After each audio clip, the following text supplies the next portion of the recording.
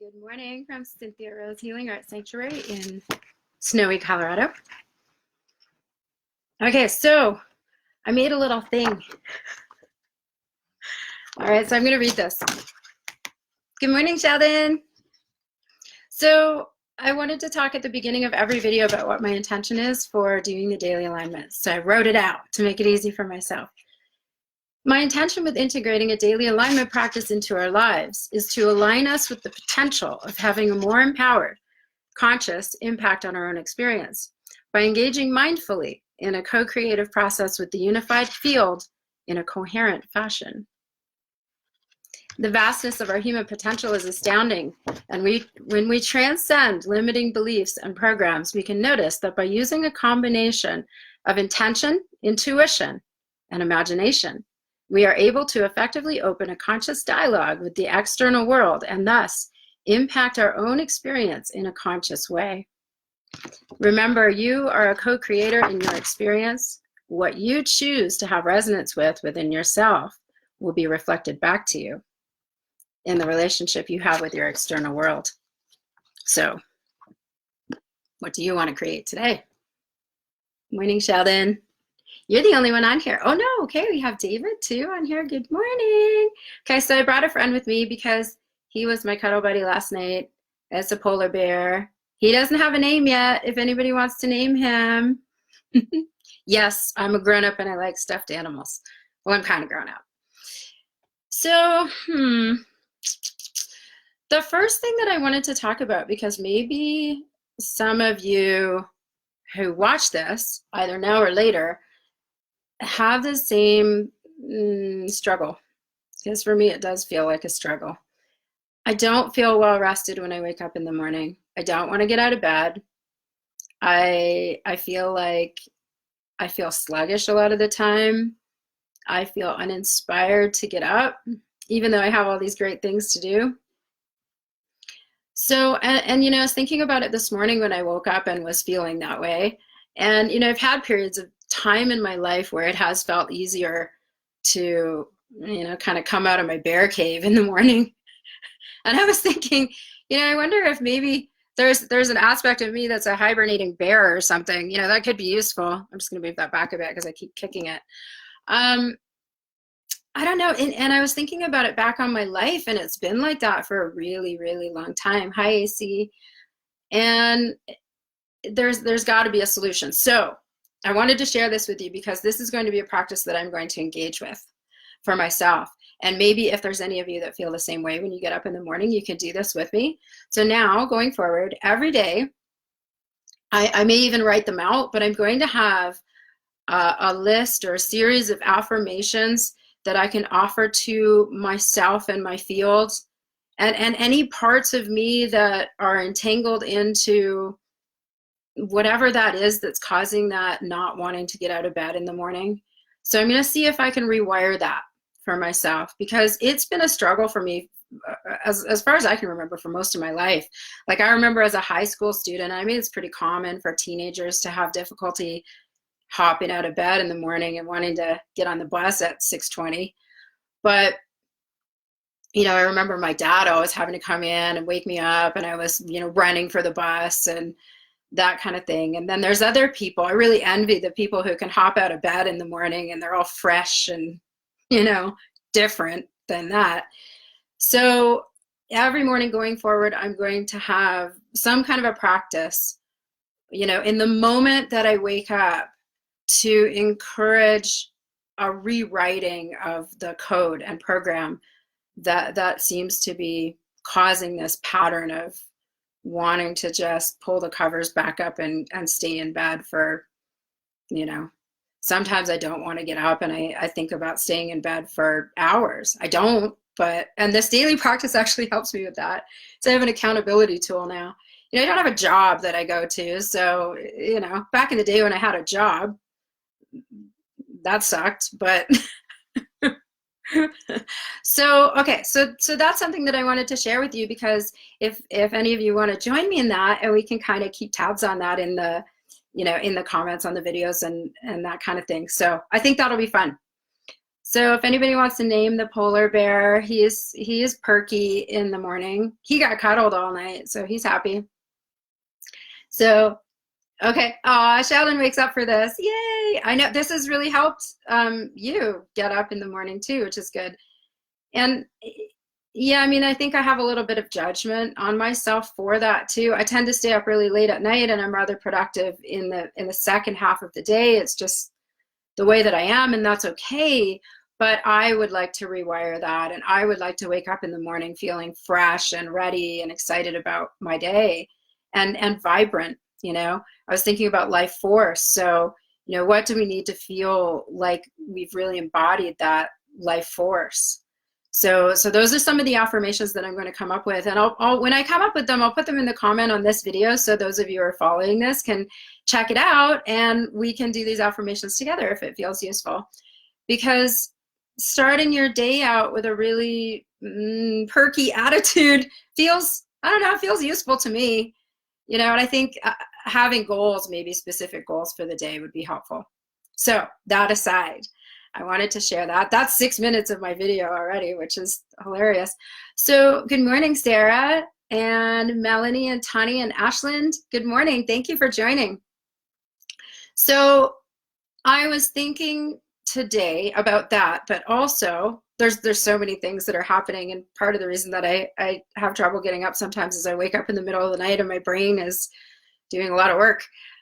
I've been thinking about, you know, cancer, the cure for cancer, all kinds of stuff.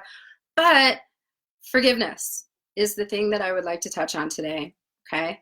And so let's all start our practice by taking 3 long deep breaths, 5 count in, 5 count out, and really get dropped down into that field of the heart. Really feel into something that feels really yummy for you.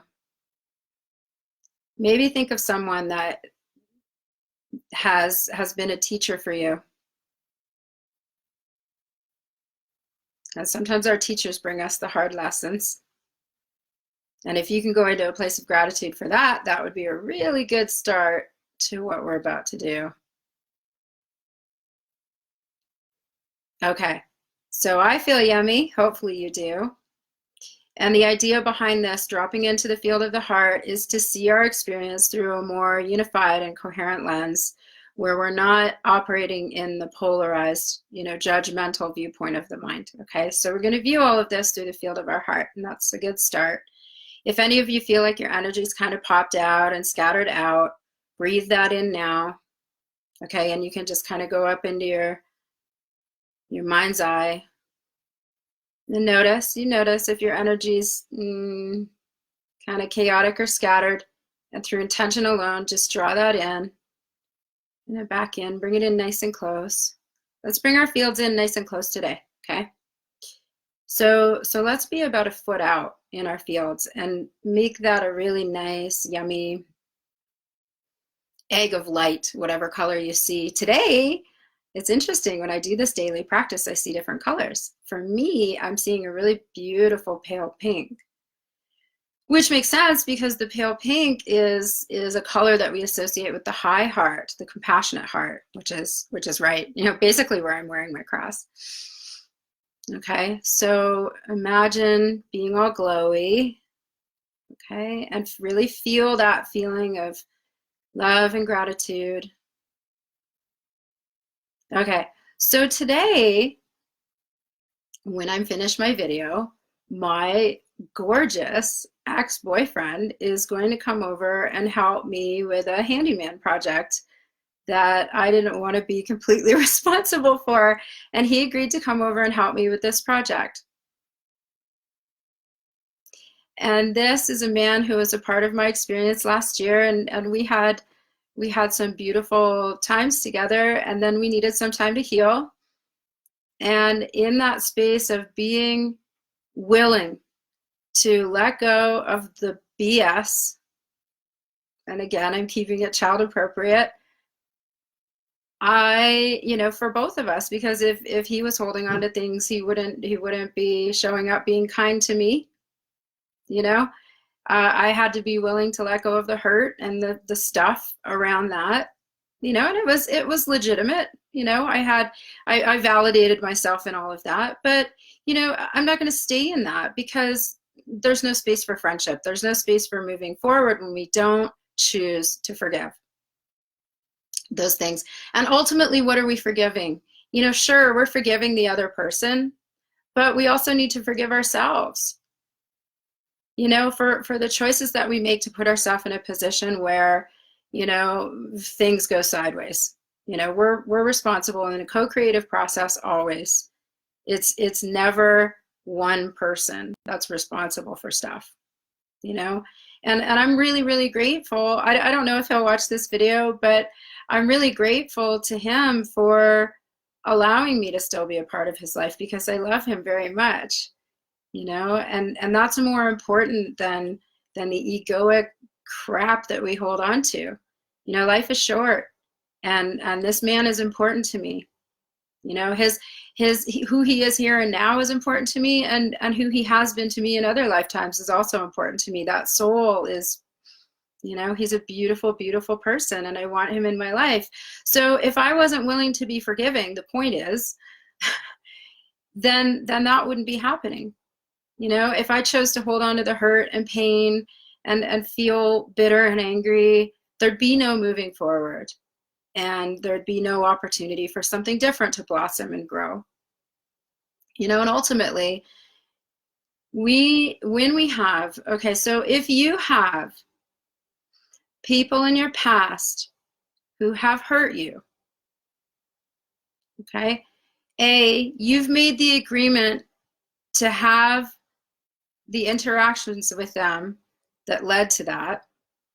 Okay, so hold yourself accountable for the choices you made to be a part of that.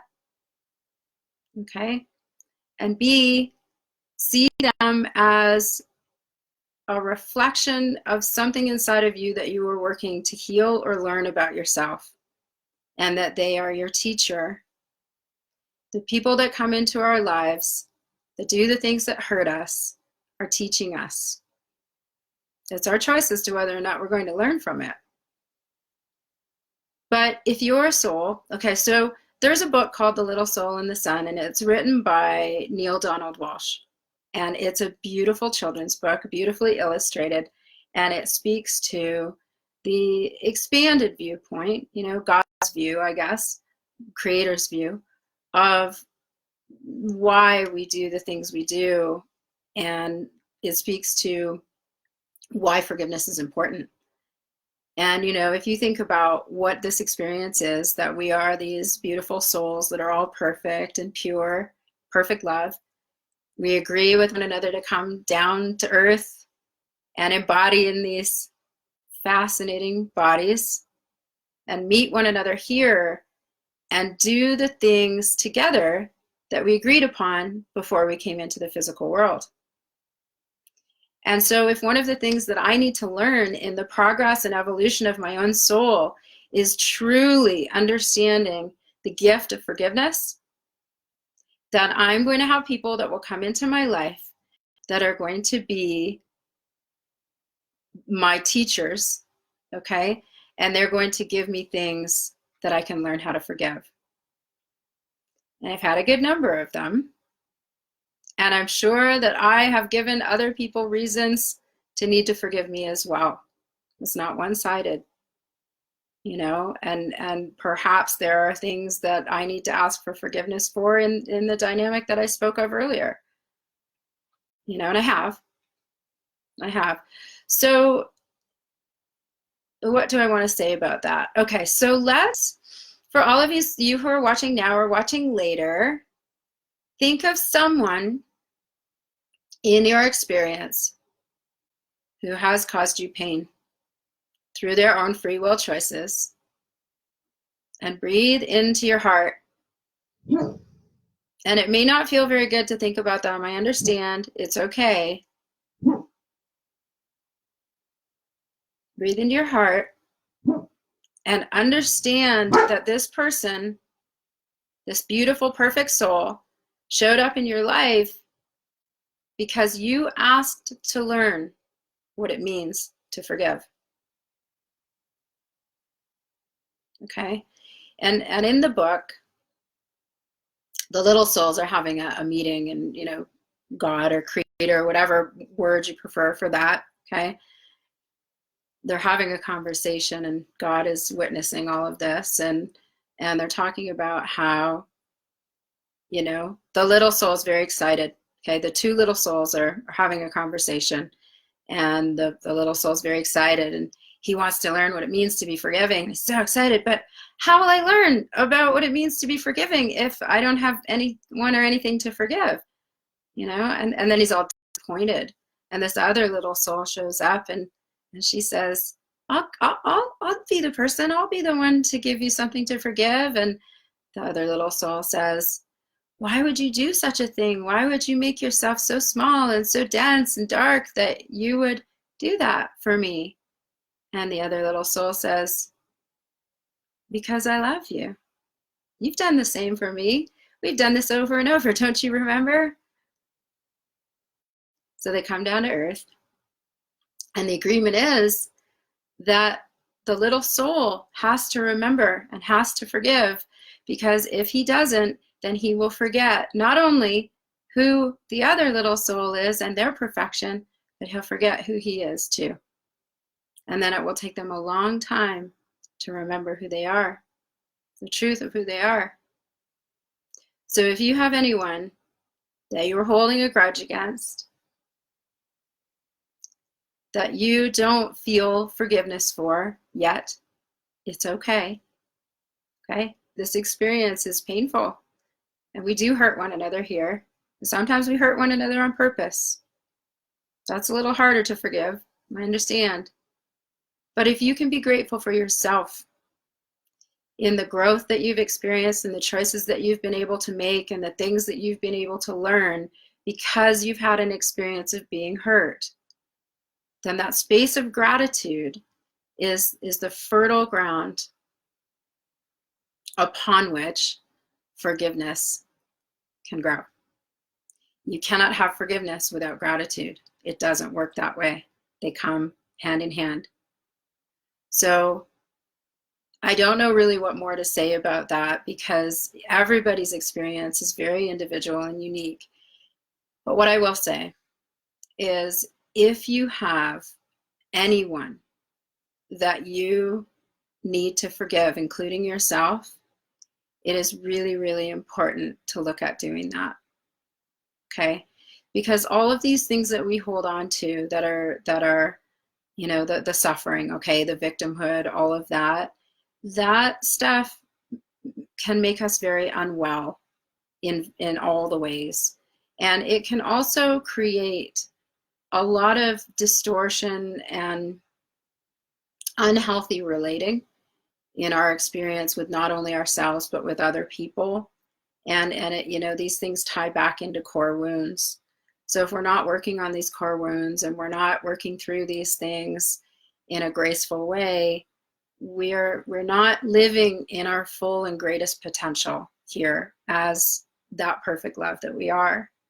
And it is possible. I promise you, it's possible. I have worked with so many people, and I read them that book like they're little children, and that was a part of my process of forgiveness, that book, The Little Soul in the Sun, and that understanding, the ability to see that other person as perfect and pure, just like you. Okay, it's really, really important. So as far as the practice today, if you can, okay, and I know that it may be difficult, but if you can, go into your heart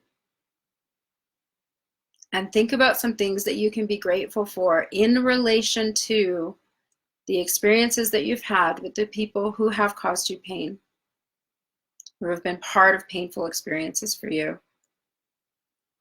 Can you be grateful that you're stronger because of it?